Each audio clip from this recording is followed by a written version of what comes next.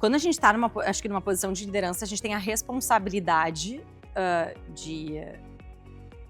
de conseguir ouvir, né, assim, tudo que tá ao nosso redor. Eu acho que é muito menos sobre o que a gente pensa individualmente e muito mais do que a gente capta, né, de todas as opiniões ou posicionamentos que estão no exterior, das pessoas que te cercam, do nosso grupo. Exatamente. Eu acho isso muito bonito. A gente vai construindo-se como sociedade, de uma forma geral, sempre aproveitando a sabedoria de quem veio antes.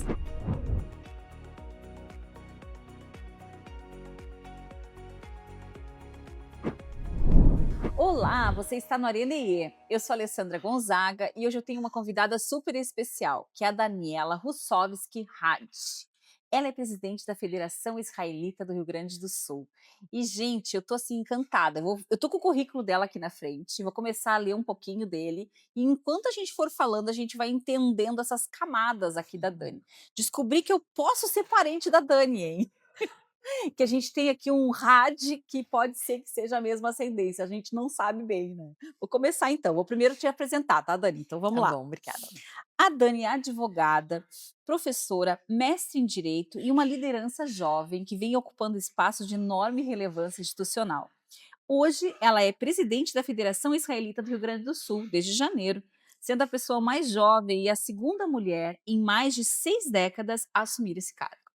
A sua trajetória é marcada pela assunção precoce de grandes responsabilidades. Ao longo dos anos, passou por cargos estratégicos em instituições como o IEE e pela própria federação, onde foi diretora e vice-presidente antes de chegar à presidência. Sólida formação acadêmica no Brasil e no exterior, com atuação nas áreas de direito sucessório, mediação de conflitos, governança e advocacy, além de um forte compromisso com a educação, diálogo institucional e combate ao antissemitismo. Daniela, seja muito bem-vinda. Será um Obrigada, prazer Lê. conversar contigo sobre liderança, desafios institucionais e o papel do direito na transformação social.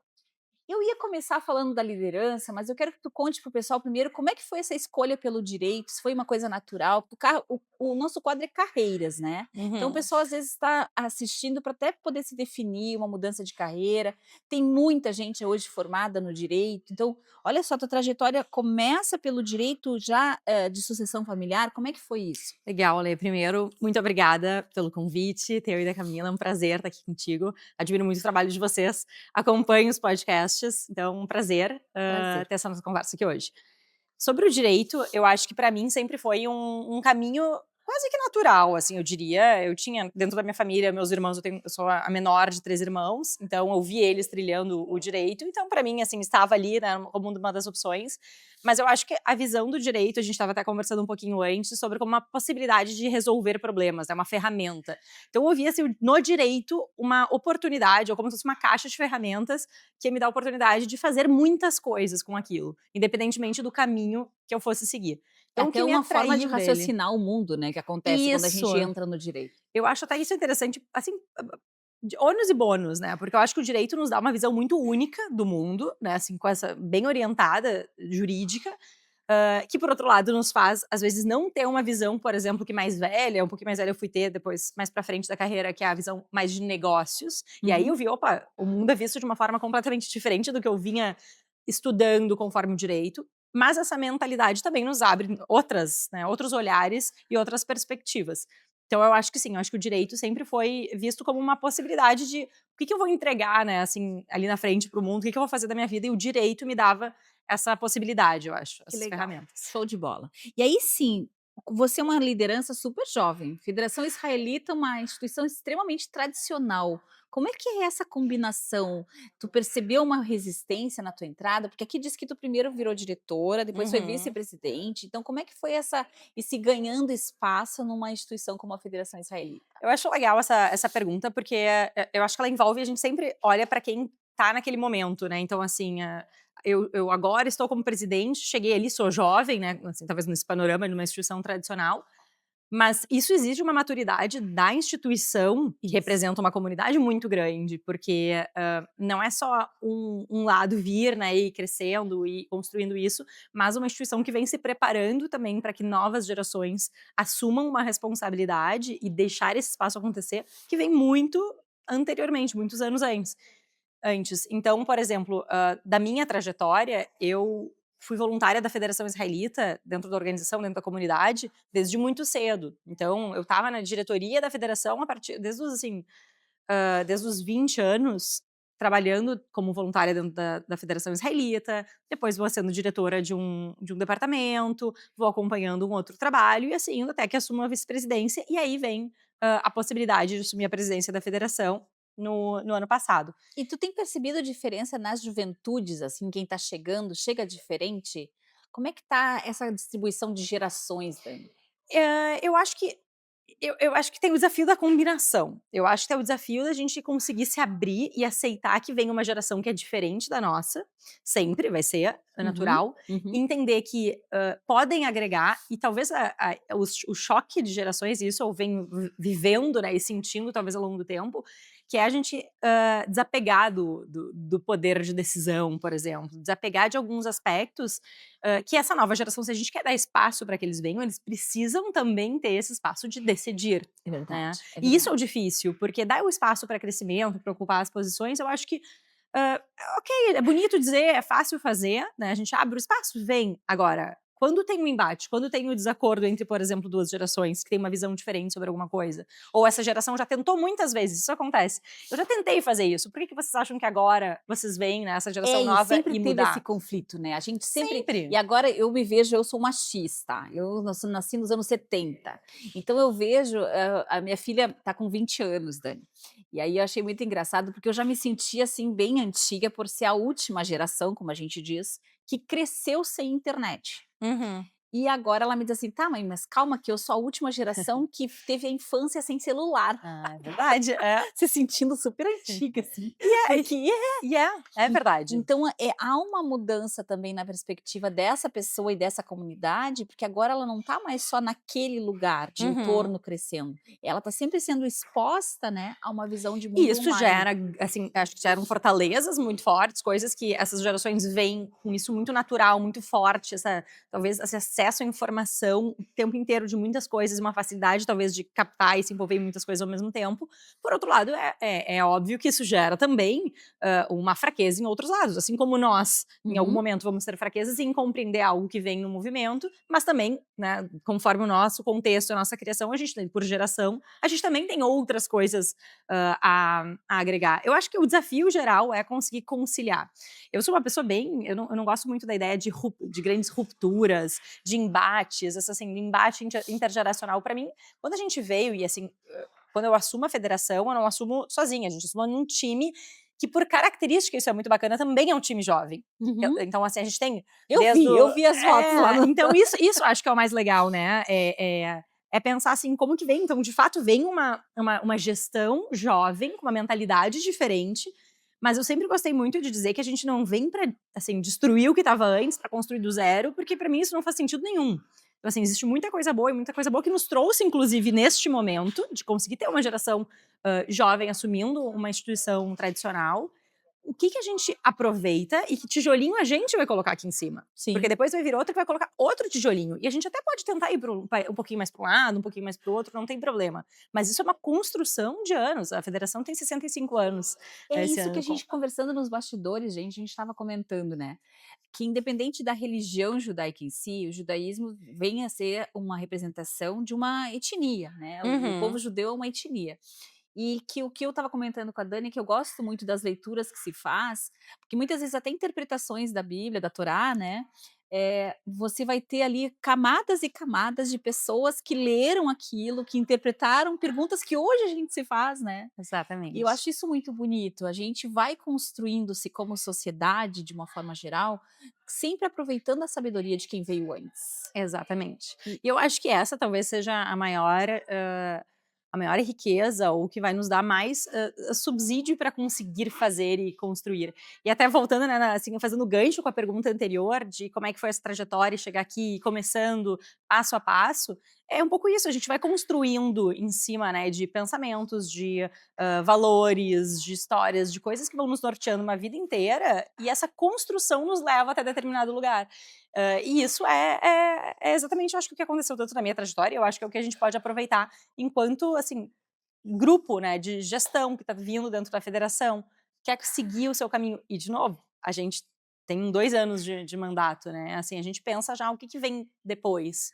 Quem são as pessoas que vão continuar, que também não vão vir querer apagar e destruir e regredir para isso. Não, é um passo além, né? Que legal se os nossos governantes tivessem esse raciocínio, né? A gente ir avançando em cima do que o outro fez. É bem legal É isso. verdade. A gente, inclusive, a gente parando uma pausa aqui, a gente está num espaço que ganhou, aqui foi totalmente reformado, revitalizado, a gente está no Mulibuli, né, que é o café aqui do lado do Caldeira, em Porto Alegre, e aonde nós estamos, Dani, chegou a ter 2,5 metros de água, estava conversando com o Nelson aqui, o proprietário, né. Então, esse tipo de superação só é possível com colaboração, com pessoas que um ajuda o outro, e não com esse espírito de vamos aparar tudo e agora começa do zero, né. Tem que ser com apoio contínuo para isso poder acontecer, né, bem legal. Mas eu vou seguir minha pauta aqui, que tem muita coisa para perguntar. Então vamos lá. O que mais mudou na sua forma de decidir depois que tu assumiu posições de liderança? Porque veja só, aí entra até a prof que eu quero que tu me inde para mim esse assunto, Claro. né? Porque antes tu era a pessoa que estava ali apoiando esses grupos comunitários, estava junto, de alguma forma até liderando, mas agora Uhum. você assume um cargo de liderança. O que isso faz mudar a tua forma de pensar e decidir? Dani? Eu acho que muda muito, muda tudo. Eu acho que muda, quando a gente está acho que numa posição de liderança, a gente tem a responsabilidade, de conseguir ouvir, né, assim, todas as tudo que tá ao nosso redor. Eu acho que é muito menos sobre o que a gente pensa individualmente e muito mais do que a gente capta, né, de todas as opiniões ou posicionamentos que estão no exterior, das pessoas que te cercam, do nosso grupo, ou, no nosso caso, enquanto federação, da própria comunidade como um todo. Então, eu acho que uma camada extra de desafio que entra é a comunidade judaica, é uma comunidade extremamente plural, em todos os seus aspectos.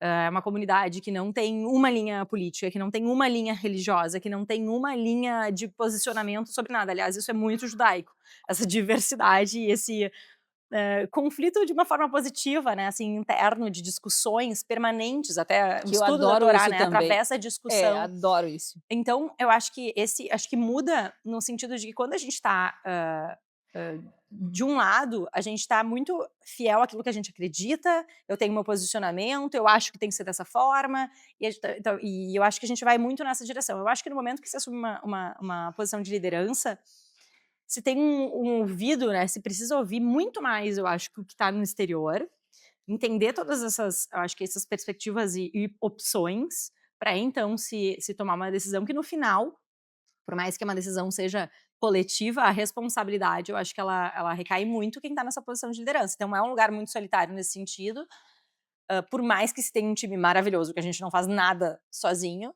mas eu acho que essa mudança é menos sobre o que eu acho, e a minha opinião, e mais sobre o que eu estou vendo do exterior, das Que outras pessoas. legal, eu nunca tinha me dado conta disso, Dani. Porque a gente trabalha muito com lideranças, né? Uhum, A gente fala da escuta, a gente fala da troca, da colaboração, do espírito de equipe, mas tu trouxe uma outra versão aqui interessante, né? Enquanto tu tá apoiando a liderança, tu tem que ter uma opinião, tu tem que uhum, conseguir exato. dizer uma opinião. Quando você se torna liderança, você tem que ouvir as diferentes opiniões, criar de fato um consenso para poder promover essa comunidade. Ah, muito legal. Gostei dessa visão. Ah, essa aqui eu acho que é uma coisa que me incomoda, o pessoal sabe que eu tô sempre brigando com as redes sociais. Porque ao mesmo tempo que eu acho que elas nos ajudam muito a gente Uhum, se conectar, nunca foi tão fácil a gente saber opiniões, cursos que eu sou encantada, que a gente coloca ali, encontra universidades do mundo inteiro acessíveis, né. Mas por outro lado tem uma distorção de imagem, um afunilamento das uhum. percepções pelo efeito dos algoritmos, né. Então a pergunta é assim, ó, a tua imagem se conecta diretamente à instituição que tu lidera. Como é que tu cuida da tua marca pessoal, mantendo a autenticidade, num mundo que está hiperconectado e que daqui a pouco um assunto que tem a ver com a comunidade já cola em você, uma Claro. polêmica que veio na rede já vem para você também, e até mesmo você não pode sair das redes, mas também não pode ficar exposta demais. Como é que é isso? Como é que é a marca pessoal? É complexo, não, mas eu acho que eu não consigo descolar essas duas coisas. Eu acho que eu não consigo descolar essa ideia de autenticidade com o papel institucional que eu estou fazendo. E eu acho que isso é uma da parte da responsabilidade, né? Eu acho que, de um lado, o papel institucional, ele te exige, te coloca numa certa limitação do que vai falar, como vai se posicionar, porque a gente pode estar aqui conversando como Dani, super, né, de uma forma pessoal, mas eu represento uma instituição, por mais que eu não esteja falando em nome da instituição, Isso. né, tá relacionado, Tá isso a gente junto. não consegue. Por outro lado, para eu conseguir fazer um bom trabalho dentro de uma posição de liderança e de representação institucional, eu não consigo ver como esse bom trabalho vai ser feito se não for de uma forma autêntica. Eu acho que precisa ser, senão, não precisa ser a Dani ali. Aham. Pode ser qualquer outra pessoa. Isso. Então, eu acho que o que a gente tem a agregar a determinada posição é a nossa autenticidade, obviamente, adequada àquilo que a gente está se propondo, né, dentro do cargo institucional. Então, eu busco fazer isso dessa forma. Então, eu acho que tanto o cargo institucional me molda também, né, para eu entender e eu levo isso comigo, assim como eu também, o que me apresento dentro desse cargo institucional é quem é a Dani, é o que eu acredito no fundo. Tá, e aí o que a gente podia dizer, Dani? Eu sei que é querer te simplificar, mas te vendo como prof, o que tu mais gosta de falar? Sobre o que é o tema que tu diz assim, ó, pai, isso aqui, se quiserem conversar comigo sobre Legal. 2 horas sobre esse tema, eu tô dentro. Então, como eu acho que também é bacana essa parte do professora, né? Porque desde há muitos anos eu dou aula relacionada a direito, né? Então, questões técnicas do direito em si, em cursos de pós-graduação e tudo mais.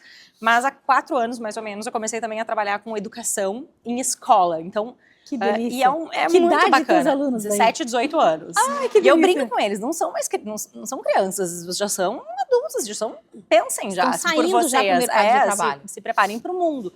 E eu acho que isso é bacana, assim, é trazer um pouco de pé no chão e de abrir a cabeça, porque a gente estava conversando um pouco antes sobre redes sociais e tudo mais, né? Então, assim, hoje, e agora mesmo, sobre as gerações. Hoje a gente tem uma geração que tem acesso a todas as informações o tempo inteiro. Nós todos, não só uma geração, todos nós temos.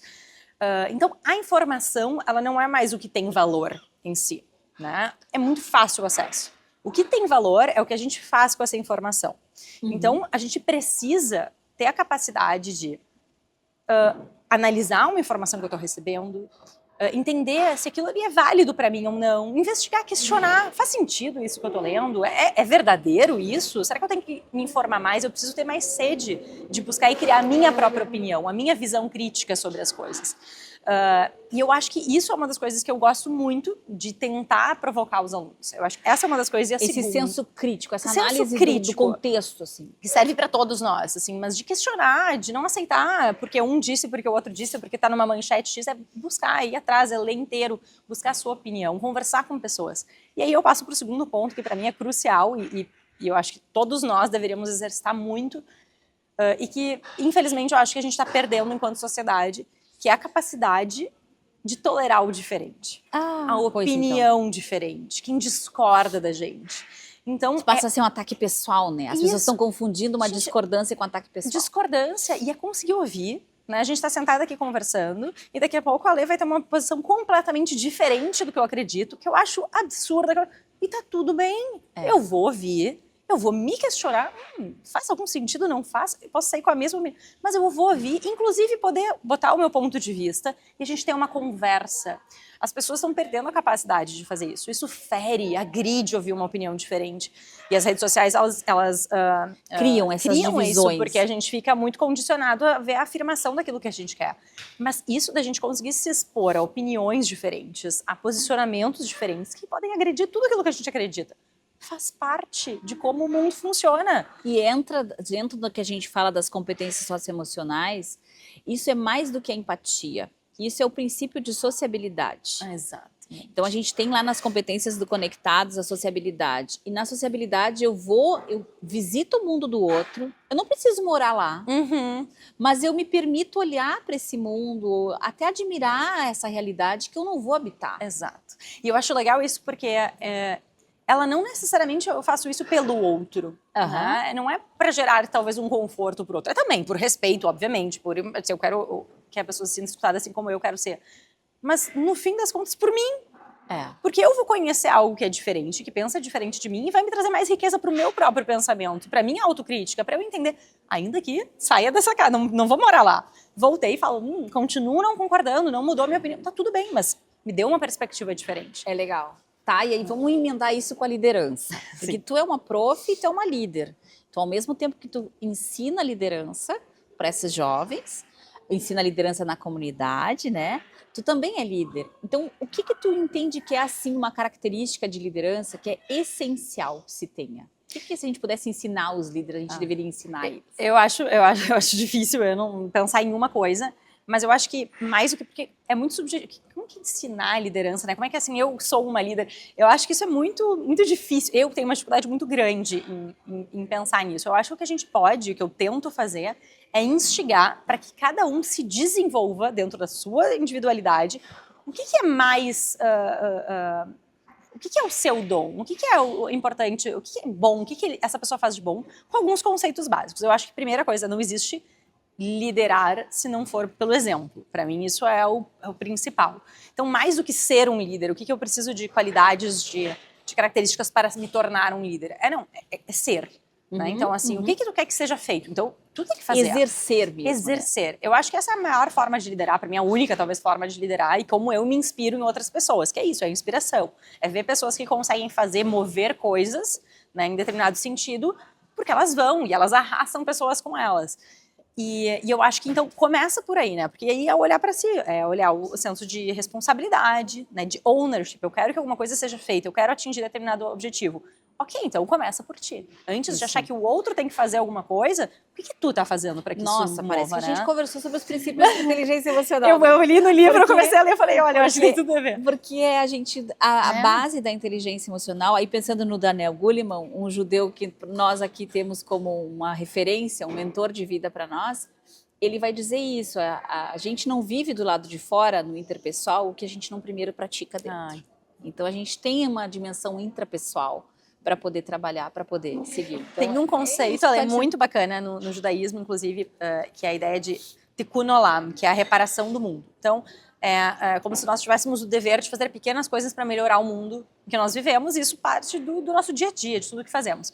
Só que esse conceito, ele é um conceito ele vem em etapas, e a primeira etapa é o Tikkun Atzmi, que é olhar para dentro e como que a gente se conserta. E a gente começa pequeno e a gente vai abrindo o nosso ciclo. E é exatamente isso. Eu vou querer isso daí escrito pra gente botar na legenda, Dani. E é muito bacana, mas eu acho que isso. Então, talvez se eu pudesse escolher uma coisa, talvez para passar para novas gerações, né, de se inspirar o que fazer, eu acho que é esse senso de responsabilidade, de ownership. Começa contigo. Eu quero uma coisa, não é no outro, não é no externo que eu vou buscar. Que legal. Agindo. E aí, pensando para os próximos anos, eu gosto de já botar mais para o futuro. A gente está chegando para o fim da conversa, vamos começar a projetar cenários. Claro.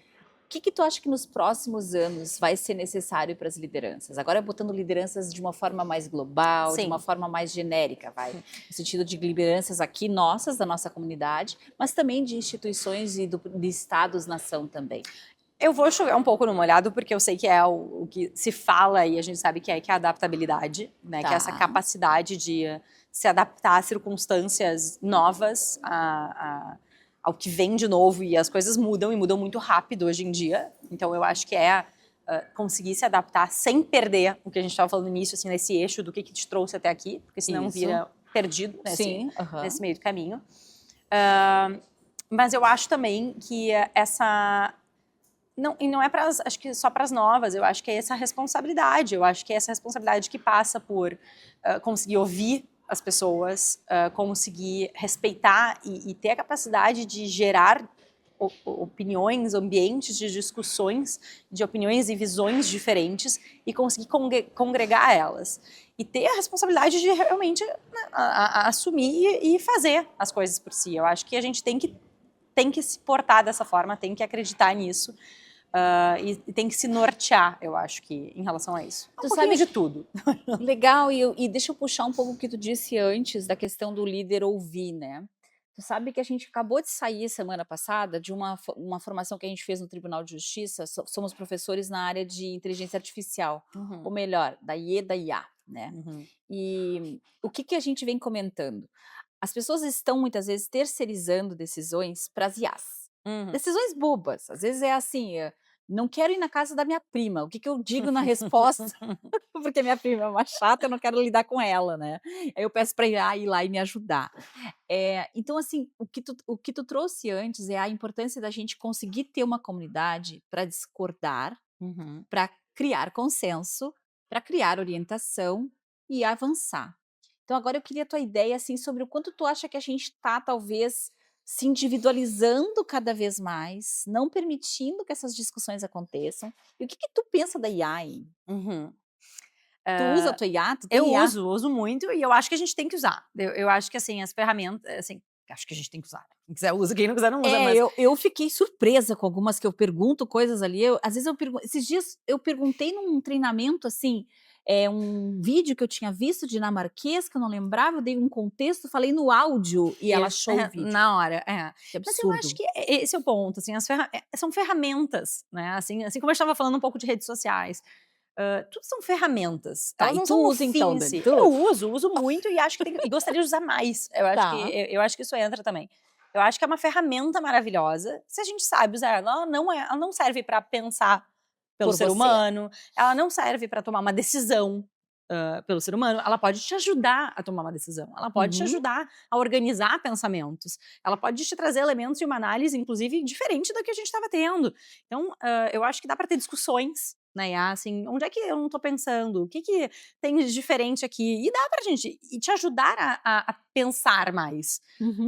mas jamais tomar a decisão. Acho que isso assim, absurdo, para mim pensar. Eu acho que com certeza é usada, talvez, por muitas pessoas assim, E mas é tá uma pena. é. Aí eu acho que é uma pena, porque aí sim eu concordo, porque isso diminui, inclusive, a pessoa, né? Porque tira a tua capacidade. E voltando a fazer do gancho lá no início que a gente estava falando sobre a autenticidade. O que nos torna diferentes ou capazes de efetivamente gerar algum impacto aqui nessa vida que a gente está vivendo é sermos quem somos, né? A nossa autenticidade. E se a gente vai delegar isso para IA, a gente vai Esse é perder. o ponto, eu amei que tu já fez o gancho que eu pensei em fazer, porque às vezes as pessoas estão pegando a ferramenta, como uma maneira de diminuir a sua própria forma de existir, de ser no mundo, a sua Exato. ideia de mundo, né. Exato, eu acho que Tal. talvez seja é uma pena para a pessoa, na verdade, que utiliza dessa forma, mas eu acho que é uma ferramenta riquíssima, usada como tudo, em todas as ferramentas, se a gente usa de uma forma positiva e bem usada, é maravilhosa, se a gente, usa de uma forma ruim,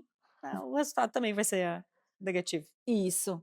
Muito bem, vou fechando. Então para a gente poder fechar, quero que tu me diga que pode ficar à vontade de usar a nossa rede, né, de Claro. deixar um recado para tua comunidade, para a comunidade em geral. O que que tu quer deixar de despedida para o pessoal?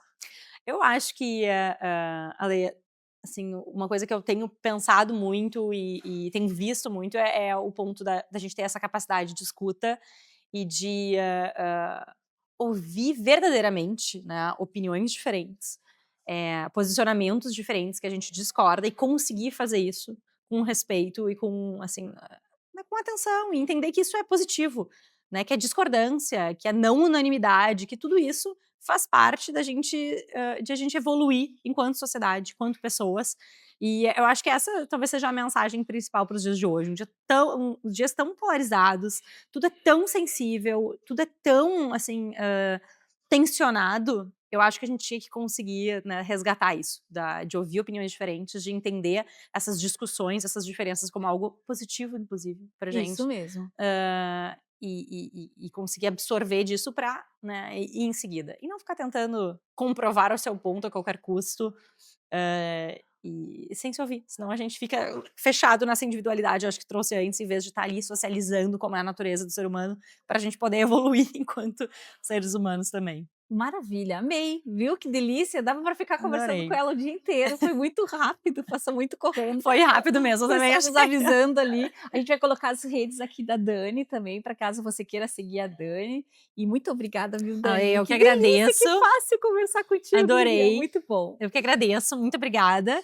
E parabéns pelo trabalho de vocês. Obrigada, Continuar obrigada, gente. assistindo. Curtam o nosso Areneê, compartilhe esse episódio com quem você conhece, aquela pessoa que tá lá sempre o tempo inteiro lacrando na rede, colocando um monte de, ó, Ale, escuta aí, ó, vamos ouvir mais uns aos outros, vamos ter mais empatia, né?